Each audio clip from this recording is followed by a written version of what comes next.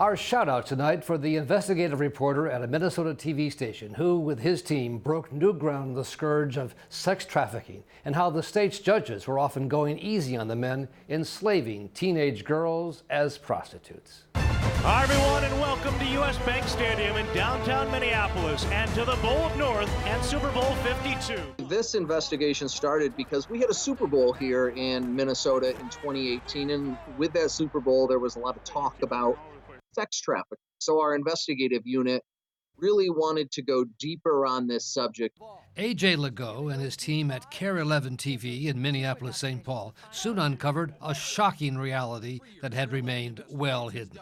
And the more we dug into it, the more we started finding reports that Minnesota, here in the middle of the country on some major highways, is in some cases ground zero for sex trafficking and people passing through, going to oil fields in North Dakota, or crossing from, a port in Duluth that has big ships coming in, heading down to Chicago and, some of your other cities through the heart of the country. So that must have been quite a surprise for your viewers, certainly. I think it really was. I bet you there was a lot of, really, in our backyard, kind of questions that pop up when we started exposing. 911, where's your emergency? I need help. What kind of help do you need? There's 3 people trying to prostitute me. And they brought the story to life with a focus on one 16-year-old girl who they called Jodelle. If they see me, they're gonna kill me. This is the police car camera tape of that young girl being rescued. I want my mom. She and her friend had run away from home in Duluth and fell into the hands of 2 men who began to sell them. The girls were taken to this St. Paul motel. Room 229 is where Jodelle's hell began. I had a knife put up to my neck when I was being raped. We had some really poignant interviews, especially with a young lady who was willing to share some really horrific details of what happened to her and her experience to showcase why this was such a problem.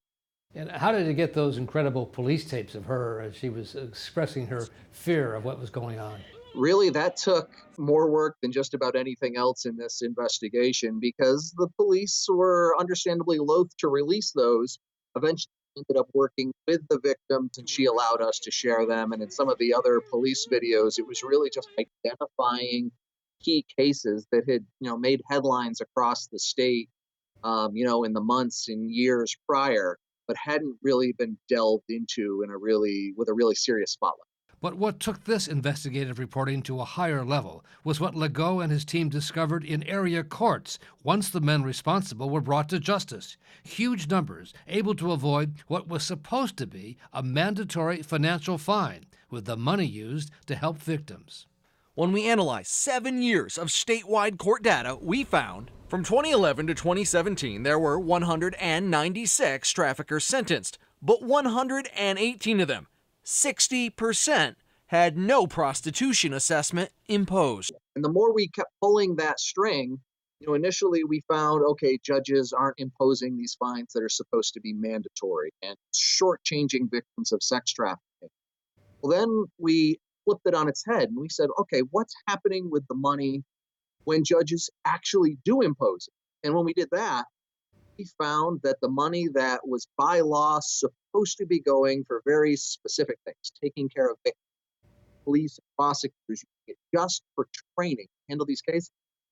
The money was missing, misplaced, misused. It was going into general funds, and it wasn't being used the way the law required. So we found that, and we kept digging on that. And then we found, in some cases, we found money going directly into a prosecutor's pocket as a bonus for getting convictions, which was maybe the most shocking thing we found. And when the Care 11 team sought reaction from the judges, not a single judge in the state would talk with us, including the judge who handled the case involving 16-year-old Jodelle, whose abusers were convicted but not required to pay the mandatory fine. We emailed Judge Merrick asking why the failure to fine. She refused to be interviewed, responding, "I do not comment on my cases nor on my decision-making process." It's the kind of work that does not come easily or quickly. This story took months to prepare before it ever went on air. And we're juggling other projects at the same time. But I spent weeks just in a records room reading through cases to get an understanding of how sex trafficking cases work as they hit our judicial system.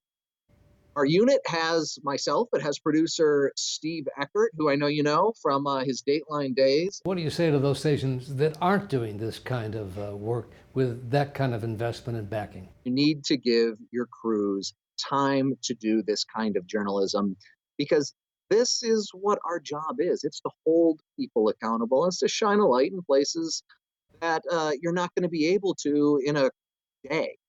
And to help end a culture that has for too long tolerated cases like that of Joe Dell. They're going to kill me because I'm there as no one else is. And so a well-deserved shout out to AJ and his executive producer, Steve Eckert, a longtime colleague back when I worked with him at NBC News. So nice to see him still at it, bringing along a great new generation of investigative reporters. That's our program for tonight. Thanks for joining us. We'll see you back here next week.